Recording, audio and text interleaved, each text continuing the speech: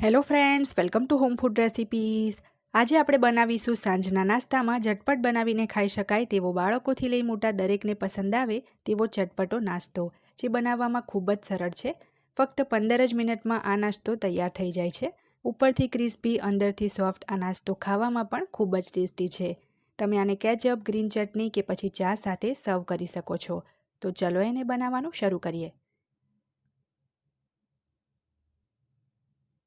તો એના માટે સૌથી પહેલાં તો મેં એક મોટું મિક્સર જાર લઈ લીધું છે। એમાં આપણે આ રીતના બ્રેડ સ્લાઇસ આવે એને હાથથી તોડીને એડ કરીશું।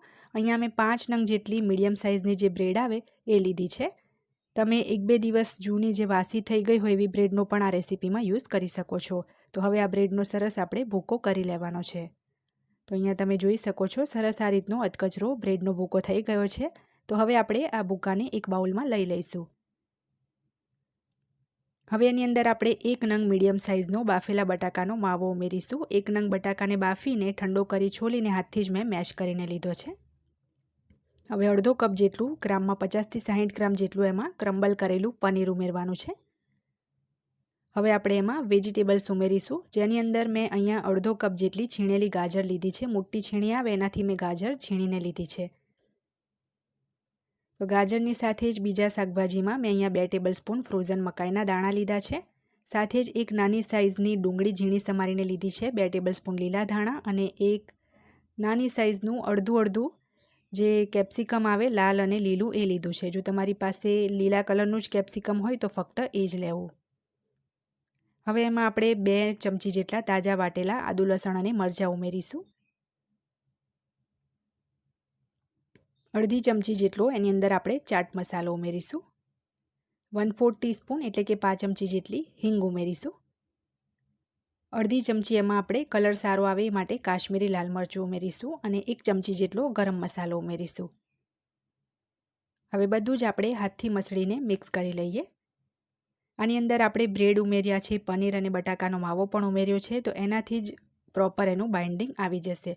અને મીઠું આપણે હજી સુધી આમાં નથી ઉમેર્યું, એટલે સ્વાદ પ્રમાણે થોડું આમાં મીઠું ઉમેરી દઈએ। ચાટ મસાલો ઉમેર્યો છે એટલે મીઠું વધારે નથી ઉમેરવાનું।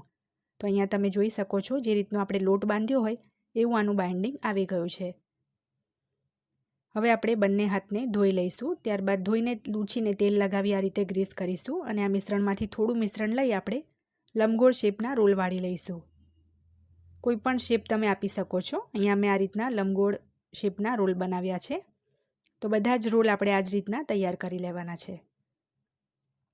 તો અહીંયા બધા જ રોલ મેં ટોટલ 10 રોલ અહીંયા તૈયાર કરી લીધા છે। હવે એક બાઉલમાં 1 ચમચી જેટલો મેદો લેવાનો છે, સાથે જ 2 ચમચી કોર્નફ્લોર લઈશું। હવે આપણે થોડું કરી આની અંદર પાણી ઉમેરીશું અને મીડિયમ પતલી આપણે સ્લરી બનાવવાની છે। એકદમ વધારે પતલી પણ નહીં અને એકદમ ગાઢી પણ નહીં, એ રીતની મીડિયમ પતલી આપણે અહીંયા સ્લરી રાખવાની છે। તો આપણી આ સ્લરી જે છે રેડી થઈ ગઈ છે। હવે અહીંયા આપણે જે સ્લરી બનાવી હતી એની અંદર આ રોલ ડીપ કરવાનો છે। ત્યારબાદ બીજી ડીશમાં મેં ડ્રાય બ્રેડ ક્રમ્સ લીધા છે, એની અંદર આપણે આ રોલને બધી જ બાજુથી સરસ કોટ કરીને તૈયાર કરી લઈએ। આ રોલને તમે આ જ રીતના બનાવીને ફ્રીઝરમાં રાખી શકો છો, જ્યારે ખાવાનું મન કરે એને તળીને ખાઈ શકાય છે। તો અહીંયા બધા જ રોલ આપણા તૈયાર છે। હવે આપણે એને તળી લઈએ। ગેસ ઉપર તેલ મેં પહેલાં જ ગરમ કરવા મૂકી દીધું હતું। તેલ ગરમ થાય એટલે એકસાથે આપણે 4થી 5 રોલ તેલમાં એડ કરીશું અને મીડિયમ તાપે ગોલ્ડન બ્રાઉન થાય ત્યાં સુધી એને આપણે તળવાના છે। તો શરૂઆતમાં તરત એને આપણે ચમચો નથી અડાડવાનો, 1-8 મિનિટ થાય પછી આ રીતે એને આપણે ફેરવી દઈશું અને હજી બીજી 2-3 મિનિટ આપણે એને ગેસની ફ્લેમ હવે સ્લો કરીને તળાવવા દઈશું। તો 2 થી 3 જ મિનિટમાં આપણા જે આ રોલ છે સરસ ક્રિસ્પી થઈ ગયા છે। તો આપણે હવે એને બહાર કાઢીને એક ટિશ્યુ પેપર ઉપર લઈ લઈશું, જેથી જે એક્સ્ટ્રા તેલ હોય એનું એ નીકળી જાય। સેમ આ જ રીતે આપણે બાકીના રોલ્સ પણ તળીને બહાર લઈ લઈશું। આ રોલ એકદમ ઝટપટથી તળાઈને તૈયાર થઈ જાય છે, 3-4 મિનિટ બસ એને લાગે છે। તો એકદમ ક્રિસ્પી આ રોલ તૈયાર થયા છે। હવે આ રોલને આપણે ટોમેટો કેચઅપ સાથે સર્વ કરીશું। આ પનીર અને બ્રેડના રોલ ખાવામાં એટલા ટેસ્ટી લાગે છે કે તમે જો એકવાર ખાશો તો વારંવાર એને બનાવવાનું મન થશે।